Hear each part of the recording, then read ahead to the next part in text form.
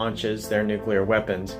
And the answer is really just stay at home. But before you just write that off and think, oh, that's ridiculous, let me explain why. There's really a very profound technical basis for that. Yeah, there really is. So let's walk through the process.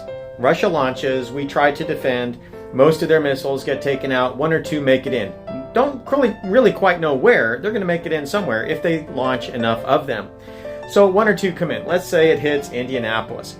Well, it hits Indianapolis, but where is the wind blowing? How high was it and how big of a detonation? Was it 10 kilotons? Was it 100 kilotons? Was it 500 kilotons? How big was it and how high was it? That's going to determine where the wind blows.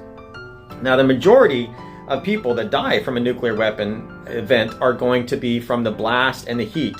And so there's really nothing you can do unless you actually knew the missiles were coming up and you were able to leave the city and get out of there within an hour.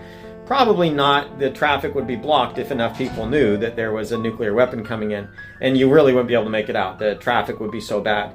So those that actually make it, there's a small penumbra around the blast zone where you can get acute radiation syndrome.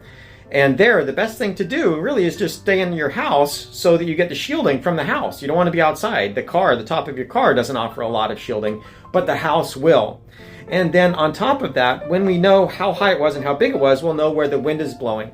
And so after that's been figured out, the nuclear emergency support teams from the Department of Energy will alert the governor of that state or the neighboring states and let them know where this is taking place. The governor then has to figure out where this plume is going and how to evacuate people along that path if it's not already too late.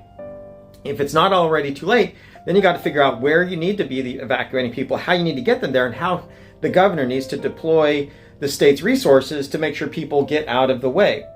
By the time all of this occurs, it's usually an hour into it or thereabouts. By the time they were able to figure out where the plume's going and what all the paths are that you need to take, the plume's already gone, and there really isn't much dose that can be avoided by having people evacuate.